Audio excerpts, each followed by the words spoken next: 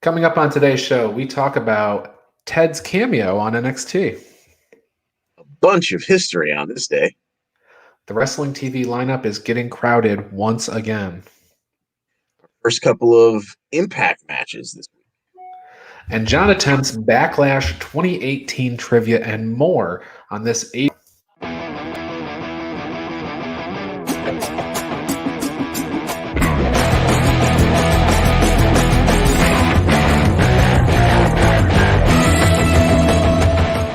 This is the daily wrestling news for April 28th, 2021. We are powered by the Eastern Observer. My name is Ryan Joy, and I'm coming to you live from Minutes to Bell Time Studios on the beautiful Treasure Coast of the Sunshine State. And I'm joined today by the living legend, John DeConnie. Good morning, John. Good morning, sir. How are you? I'm good. When I started putting together the show for today, I was like, man, there's really not that much to talk about. Yeah, NXT from last night. But it filled out pretty well. So I think we have a pretty loaded show. So if you're ready, we'll dive right in. Absolutely. It's been a minute since I rang the bell, so I wanted to do that this morning. So we had a bunch of news last night, but as I brought up in the beginning of this, Ted DiBiase made a cameo on last night's NXT, and I think you and I were both kind of like, when's this going to happen? We know it's going to happen. We're excited for it to happen, and I think it was just exactly what we wanted, right? Absolutely. The only way it could have been better is if Grimes had pulled out, a couple of stack of 5,000 for that watch, and DiBiase had come over his shoulder and thrown down 20,000 and bought the watch right out from under him or something. But yeah, it was pretty much perfect. I thought, because I you could see this coming a mile away, and we're just like kids in a candy store with this. But like when Grimes is going to buy the watch and the guy's like, oh, I think I have something for you. And he goes to reach out underneath. I thought for sure he was going to pull out the $1 million belt. I thought for sure that's what it was going to be. But that would have been amazing.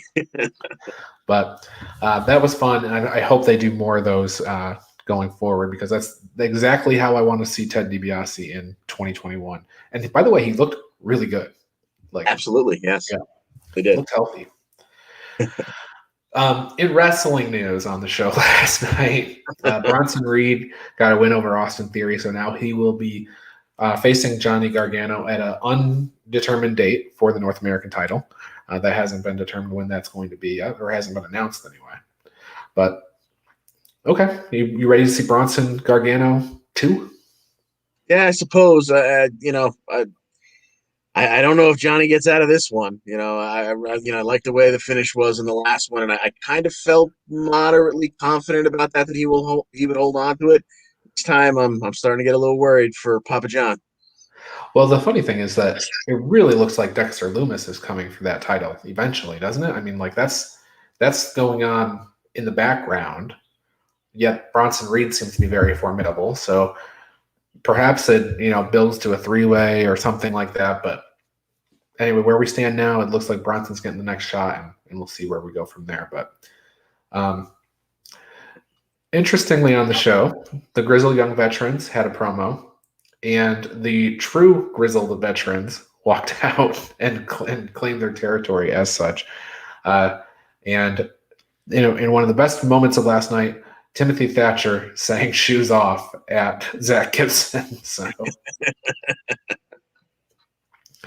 But no match announced there, but obviously we're building towards Thatcher and Ciampa versus GUIV, so I think that'll be fun. Oh yeah, it'll be a lot of fun to watch those four tango. When Toni Storm came out and she delivered her promo and called Zeta Ramir a rookie, did you expect Zeta Ramir to get the Leon Ruff treatment? I mean, that was surprising to me. I might have expected, a distraction and a roll-up, but a shooting star press, full finisher and a 1-2-3, never. Yeah, and no joke, shooting star press like halfway across the ring. It's not like Toni Storm was, close to the corner or anything. She had to dive deep for that, and she hit it well. I did think she was going to land on her face, but she did hit it. I mean, as we know, wrestling is a game of millimeters, right? Like you're a millimeter away from a broken neck with almost every move. But that one scared me for a second, but she hit it perfectly. So Yeah, no very reason. well done.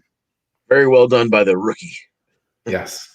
Well, it'll be what'll be interesting is if she's able to put like a couple of more wins together, right? Like Leon Ruff, he's been catapulted. Like I thought they might drop him as a comedy act or whatever, but they're giving him fair treatment. And we'll see if Zeta Ramir gets the same thing. But on the subject of Leon Ruff, he has a Falls Count Anywhere match with Swerve Scott next week. And as they were talking about setting this up, John, I was thinking about that WrestleMania 10 match with Savage and Crush, and I was like, it'd be fun if they did those rules. I mean, they're flawed, inherently flawed, where the pinfall can happen anywhere in the building, and then they have to race back to the ring by 60 seconds. But so there's flaws to those rules and stuff. But it's just kind of different. So it'd be fun if they did that, but they're not going to. So. You know what? If anyone would decide to dig that up and give it another try, it would be NXT. It would be them reaching back into the history books and saying, like, here's something that probably a lot of people don't remember. It's a little cutesy. Let's give it a try. Yeah. So, and they could figure out ways to, I don't know, improve on those rules. But I mean, the biggest flaw was, what if a fall happens in the ring? Then you're back in the ring before 60 seconds is up. But whatever. I liked that. I like the concept there. So we'll see. But Swerve and Ruff next week. Falls Count Anywhere. Mercedes Martinez and Raquel Dakota Kai had a match. Mercedes wanted to win by disqualification because Raquel got involved. And I can't tell, John, and I'd like your opinion on this. Are we going to get Raquel versus Mercedes, or did Raquel like definitively put the period at the end of this story and say, I just wiped you out? Like, it was a pretty vicious beating. Yeah, she did lump her up pretty well, inside the ring and out. But I think we might dance around it for a little while, but it's kind of got ahead there, doesn't it? I mean, these two in the ring, it's too enticing to kind of gloss over it. Yeah, and they don't really have. It's surprising to say, but they don't really have somebody else kind of paired up with Raquel. Yeah. There's no one waiting in the wings unless you're gonna, strap the rocket to Frankie Monet. But it looks like she's gonna do some time with Io first. Right, Frankie Monet. She's just getting under the skin of everybody. Right. The first week it was Raquel. The second week it's Io. This week it's Ember and Shotzi. So, she's just making little cameo appearances on NXT until we get a match or something. But it's kind of fun in that way because they're going to build that up, and it's going to be fun when she makes her debut. So Adam Cole says he's pretty much okay now. Clock's ticking on. He says the clock is ticking on Karrion Kross, and that Kyle O'Reilly has not taken his place. So I guess we're going back to Kyle and Cole again. That's what it appeared to me like on NXT. I'm not sure if that's what they're going to do, but man, you go 45 minutes at a takeover and you go right back to it. Yeah, that's surprising. Very much so. But yeah, Kyle was definitely, sitting there. It was almost as if he was doing research. Just sitting in a dark room all by himself, watching them, and just kind of chomping at the bit. Still, it seems. Yeah, and I guess otherwise, the other match that was announced for next week is the Ember Moon and Shotzi Blackheart match. They're facing Candice and Indy in a street fight for the tag titles. And this is set up kind of funny on the show is when Ember and Shotzi get flowers and Frankie Monet lets them know they came from Dexter Lumis, and then you see Candice kind of egging Indy on that they're trying to steal her man later.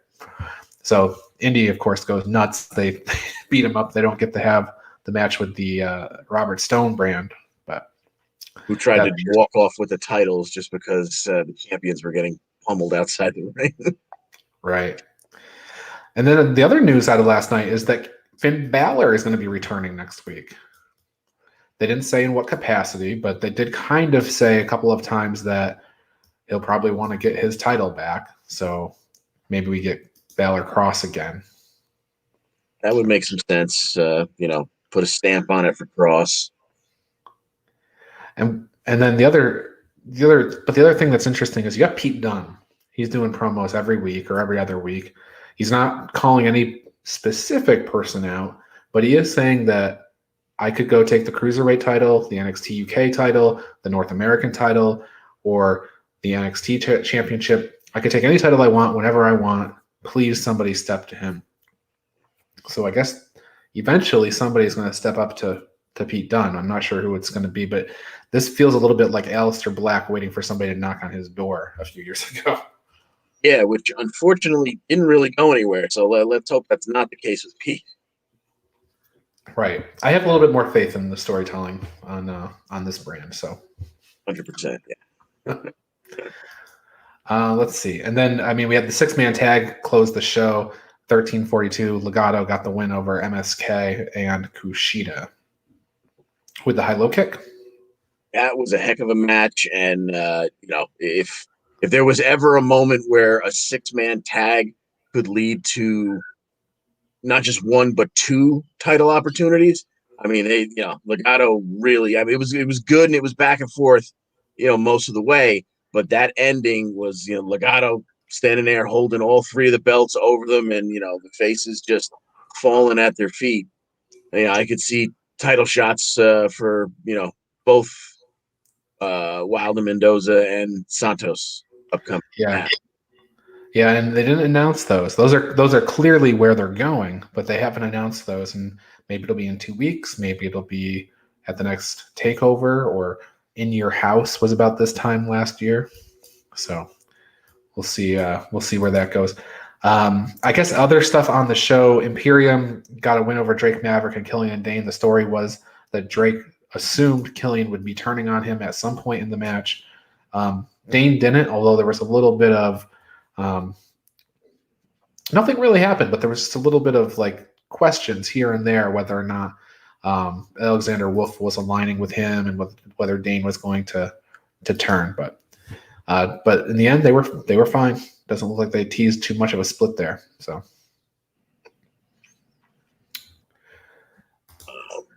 All right. I think that's it from NXT, right? Any other? Yeah, I think that's it for what actually. I mean, we got a little promo from Tien Cha, but it was not in English, so I can't tell you exactly what was said or where it's going. I guess yes, we got that. I have no idea what they were saying. Just don't forget about us, I guess, is what they were actually saying.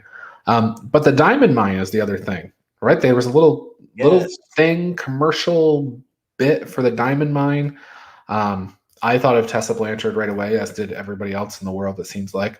But it's actually, yes, they're referencing diamonds, which is a Tessa thing, but there's a lot more MMA references in there. So it's probably going to be, I don't know if it's a person, a faction, a tag team, or a fight pit. And exactly. There was really nothing, you saw a couple people walking into a cage, you saw the wrapped fists, you saw a little sparring. There was really no clue as to where this is leading. Because, first, I went into it thinking Tessa Blanchard the minute you had said Diamond, because I missed it originally. I had to go back and find it. So I went looking for Tessa, and like the first 5 different shots were of men. I'm going, okay, so then there was maybe 1 or 2 shots of a female fighting, but you didn't see any faces. You barely saw up to the neck of anybody, and just I have no idea what's going on there. It's obviously, like you said, it's some kind of quasi MMA thing. Is it an upcoming fight? Is it a faction? I would be down for. I hope they're not going to try and revive something along the lines of Raw Underground. Well, here's what I will say. Josh Barnett's Bloodsport is the model, right? Like, that works. It's really good. And if they can pull something off like that, then I'm interested. But I don't know if it'll work very well on NXT television or WWE television at all. So they kind of tried. That's exactly what Raw Underground attempted to be, but it just didn't work as well. So it takes a different and very specific style of fighter in those. So we'll see. So I think that's NXT for last night. I mean, the Diamond Mine was the big, like, little teaser. What we need to, we can all speculate for the next 2, 3, 4 weeks, however long they stretch it out. But it's a kind of an interesting day in history, John. 1979, Greg the Hammer Valentine defeated WWF World Champion Bob Backlund. The match was stopped because of excessive bleeding, so the title didn't change hand because there's no pinfall or submission. That's not something that would fly today, but Greg Valentine gets a win over the WWF champion in 1979. That's interesting positioning for Greg, Absolutely, yeah, that's major. And then in 1995, fast forward a whole bunch of years, 26, we had day one of Collision in Korea, co-promotion between New Japan and WCW. Man, it broke the attendance record. 150,000 people was the most ever for a wrestling show. That attendance record would last one day. It was broken by Collision in Korea Part 2 the next day. But the main event of night one was Scott Norton versus Hashimoto for the IWGP Heavyweight Championship. We'll talk about day 2 tomorrow. Hold on. 2002, we had today is the 19-year anniversary of the 2002 death of Luthez. And then in 2003, it was the very first episode of Chris Jericho's highlight reel. Bill Goldberg was the special guest, and he speared the crap out of Stevie Richards. So, and then another fun thing in 2007, ROH held a tribute to Colt Cabana show because Colt Cabana had signed with OVW, a WWE developmental contract. He was leaving ROH. His opponent on this tribute show was Scrap Iron Adam Pearce. Wow. Scrap Daddy. Little fun anecdote there for you this morning on your pro wrestling history. Well, we got a bunch more news to get into, so let me play this little bumper and we'll get into it.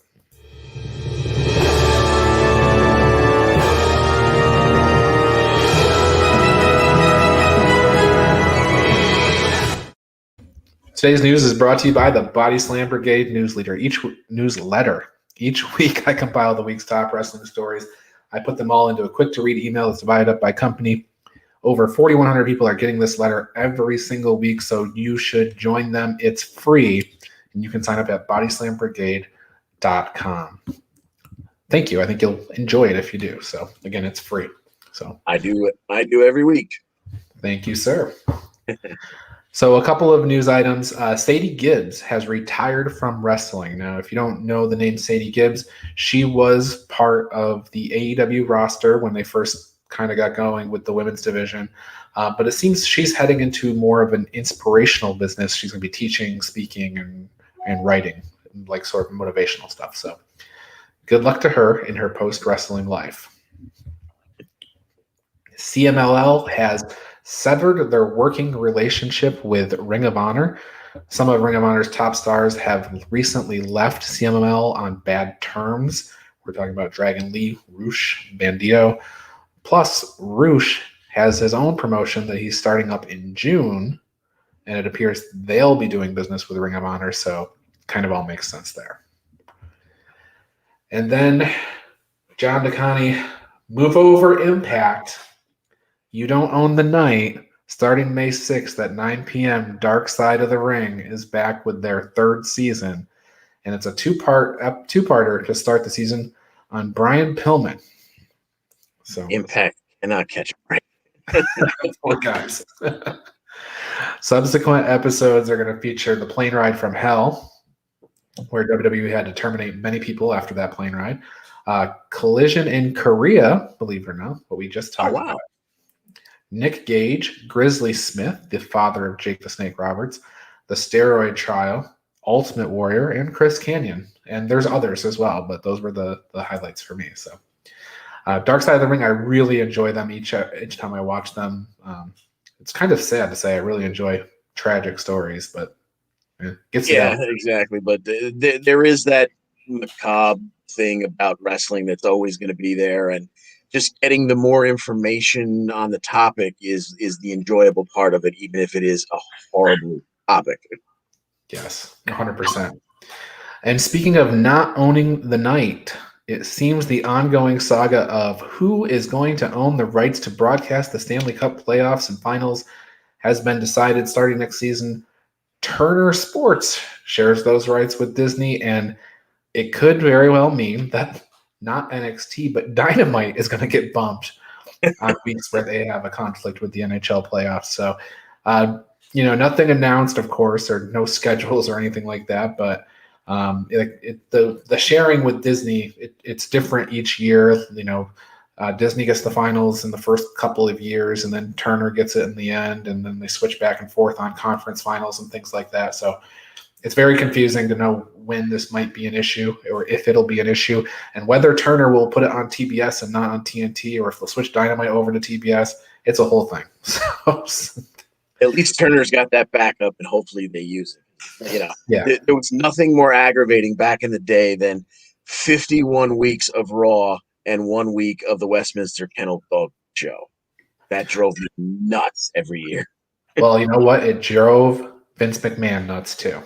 And Vince McMahon went to TNN or CNN, Spike yeah. or whatever because of that. And then when they came back, I don't think they've ever been preempted since they've been back. Not that I'm aware of. Maybe by, world events, but I don't even think then. So I hope that it doesn't happen. I'd never hope for that stuff to happen. But AEW will capitalize. They will do a late night Dynamite so they have a strong lead in from the NHL playoffs if that's what they think they're going to get. Things like that. They'll have Wayne Gretzky as a special ring referee or whatever. They'll figure out a way to capitalize on the hockey audience, I think. So TK will bust out that money clip, and something magical will happen. They'll push the goon straight to the top, probably. TNT title shot, baby. There you go. The Raw audience dropped this week to 1,774,000. That's down last week from 1.9 something and down from 2.2 the week before. So not terribly surprising post WrestleMania kind of decline. It would have been nice for them to capture some of that audience back, but they didn't. So we will talk about AEW's or A&E's bio on Roddy Piper and Most Wanted Treasures here after trivia, but the ratings on these shows are incredible still. They both dropped, or I should say the bio dropped from Steve Austin to Roddy Piper, went from 1,062,000 to 880. What's crazy to me is that these shows are beating NXT. It's absolutely mind-boggling to me, but the nostalgia trip for people is very good. The Hidden Treasure show actually went up from 766 to 769. So whatever segment of people that are watching the bios are actually staying on for Most Wanted Treasures, and apparently, little tick up. So this is good. And then in New Japan Pro Wrestling news, Show and Yo retained their tag titles this morning, as did Yano retain the KOPW Provisional Championship. Haven't watched the matches. I'm sure they're very good. We'll probably get to that sometime today. And then, John, we mentioned in the cold open that we have some Impact matches. So we have Josh Alexander defending the X Division Championship against the former champion Ace Austin tomorrow night. Taylor Wilde also makes her return against Kimber Lee, and W. Morrissey is debuting. All that's been advertised for Impact now. So, John, do you think Ace Austin's going to get the X Division Championship right back? I think that would be a silly way to do it. Like I kind of thought that the triple threat match at Rebellion, the perfect way for that to play out is it's a triple threat match. That's where there's no disqualifications. The one person who had the X factor was Ace Austin with Madman Fulton. He interferes specifically on Josh Alexander, and Ace retains, and then Josh would I thought it would be better for Josh had he won one-on-one with Ace Austin. It's splitting hairs, but it's he did get the pin on Ace himself, but I just thought a one-on-one would make more sense. So that would be the one you do second after Ace retains. Putting it right back on Ace now would just kind of be silly. So I'm thinking that Josh retains. Yeah, I'm thinking this is a situation where Josh won in a triple threat, and maybe there's a little bit of like bias towards the title reign, and now they can go and get a definitive win over Ace Austin, and he can move on, and that's his title reign. What's unfortunate though is that you'd almost like to see Ace Austin move on from this immediately and go toward Kenny Omega, I guess. Maybe that's the problem. Yeah, exactly. Only so many people are going to get that Omega match, but. Also, just so people know, for tonight on MLW Fusion, both the Von Erichs are going to be in action. Marshall is going to face off against Tom Lawler, Ross against Dominic Guarini, and then Hio de la Park, or Hio de LA Park versus Buku Dao. It's a little tough. The Von Erichs, do they usually function as a tag team, the Von Erichs? Typically, yes. Yep. Yeah. But they're both getting singles matches. They've been locked in a feud with Tom Lawler for, my God, over a year. But they haven't really had matches because, they had the pandemic, and then they're in Hawaii and Tom's not, and they did tag matches and things like that and all kinds of stuff. But they haven't really gotten down to a singles match. So I guess that is coming to a head tonight, which is good because they have tonight, then they have next week where they have a Leo Rush versus Myron Reed next week. And then they go on break until July when they have fans back. So they're kind of closing out these storylines and then relaunch with reloaded rosters and things like that in July. Well, at the same time, they're going to broadcast classic content on Vice starting Saturday. So it's a whole thing. Get those viewers up to speed with the product. I'm looking forward to that. Absolutely. Yep. All right, John, are you ready for Backlash 2018 trivia? Backlash 2018. Ready as I'll ever be, sir. Okay. So people know we're going to do trivia, and then we're going to come back from trivia, and we're going to talk about the Roddy Piper and the bio from A&E and the Most Wanted Treasures after trivia. So stay tuned for that. Okay. Backlash 2018 took place just a couple of years ago. So Alexa Bliss unsuccessfully challenged for the Raw Championship on this show. Who did she challenge? Your choices are Charlotte, Bayley, Sasha, or Nia Jax. Nia Jax is correct. Good call. Good recall.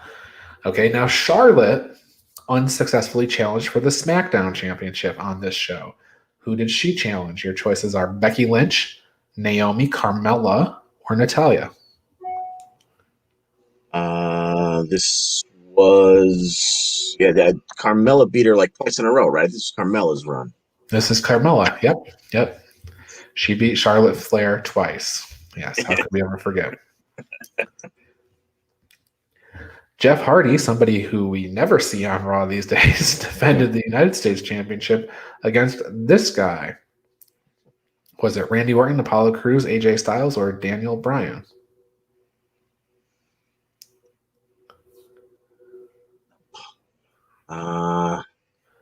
Orton? It was Orton. Wow. 3 for 3 so far. Daniel Bryan had a special singles match on this card against this guy. Was it this really tall guy, actually? Was it Kane, Big Show, Cass, or Undertaker? He got Cass to tap to the yes lock. Yeah, it was Big Cass, or W. Morrissey, if you like, on Impact. Okay, and then in the final main event, there was some backlash from media about the main event. No titles on the line, just a straight-up singles match between Samoa Joe and, was it AJ Styles, Roman Reigns, Seth Rollins, or The Miz?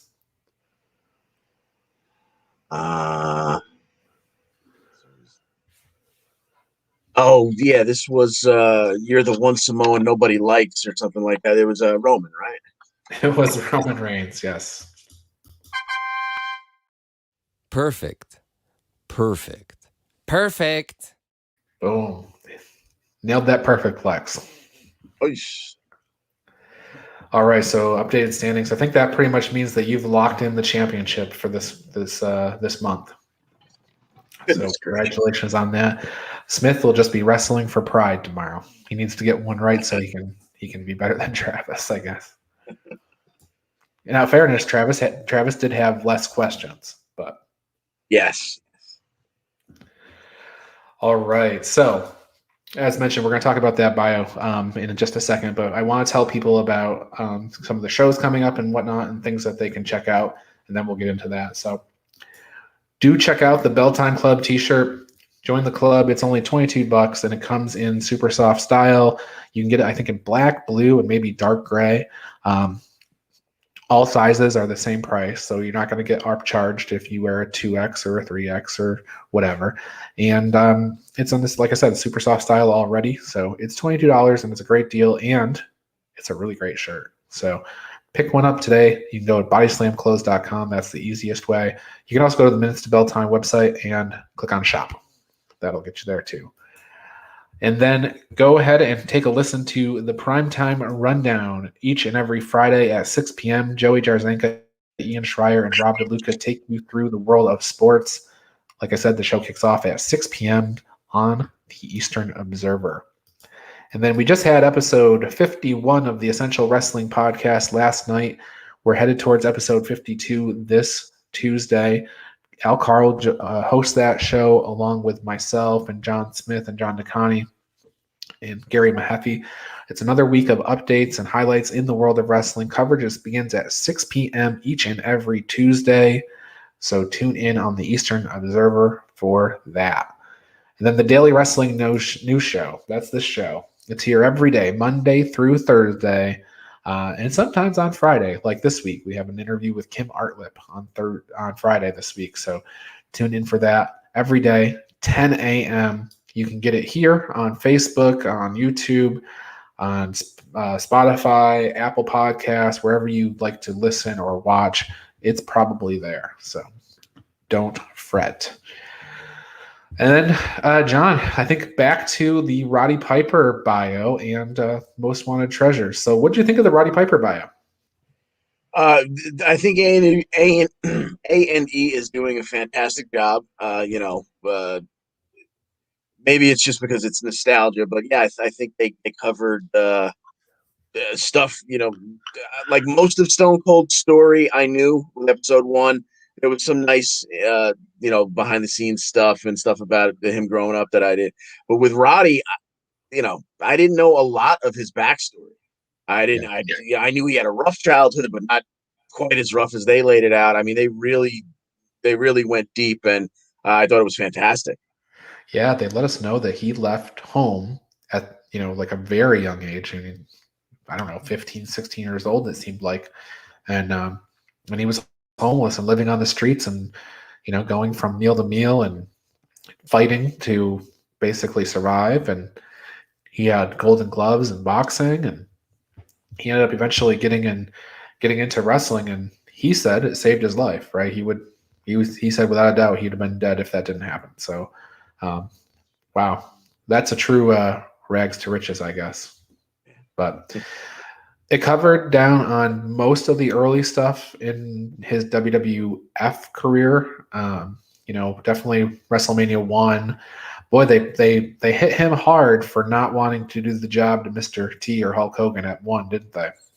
Yeah. And now, to a degree, because it came out of Hulk's mouth, you don't know exactly how accurate it was, but saying that Roddy came to him years later and said like, "Oh, we could have made so much money," or something like that, or "Why didn't I listen?" Hulk said, well, you wouldn't let me beat you.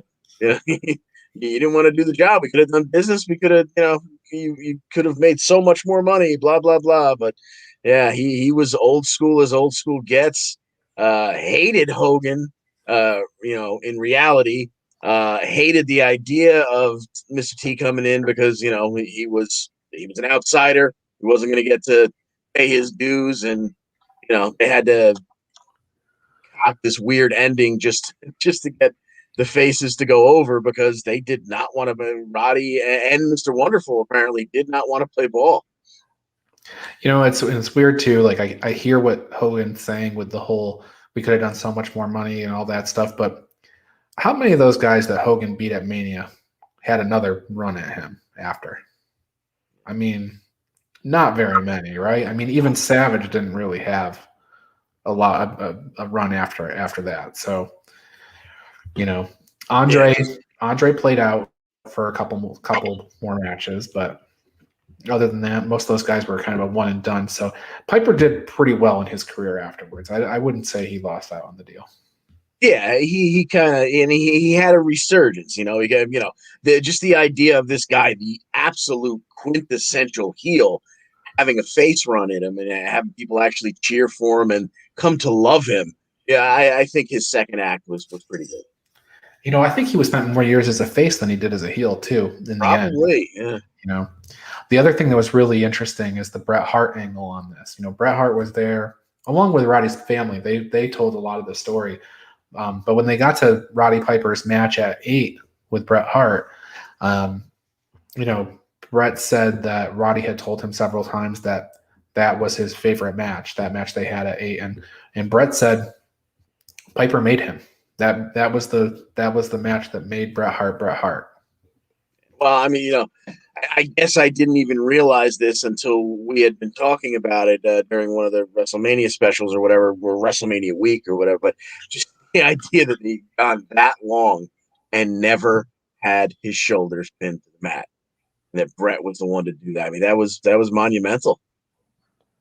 Is that right? I didn't even know it. I think that was his first pinfall loss. Yeah. Wow. No kidding. Wow. That is something. So I did like the Piper bio, and like I mentioned, 880,000 people watched it live. That's what the rating was. I wasn't one of those people. I watched it on DVR, so it's getting good numbers and good views. So that's really good for them. And then on the Most Wanted Treasures, another show I didn't watch live, this week we are looking for Undertaker items. Undertaker and Kane. I guess they drew in a little bit more than Mick Foley. Well, but it was interesting how the concept of the betrayal urn was really really interesting to me, because they were talking about how that one item, the betrayal urn from 1996, when it was a boiler room brawl and Paul Bearer turned on the Undertaker, gave the urn to Mankind, how that one item signified so much for chapters in the Undertaker's career and chapters in Paul Bearer and in Mankind. And they said Kane too, but I don't quite see I guess because Paul Bearer turned and it kind of eventually led to Kane a year later.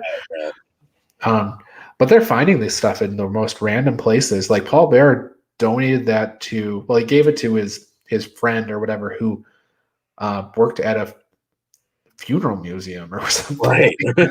So the urn was actually already in a museum, just not a WWE museum. So they made a trade, basically. WWE traded some Paul Bearer suits and a urn from later on that they had a whole bunch of already.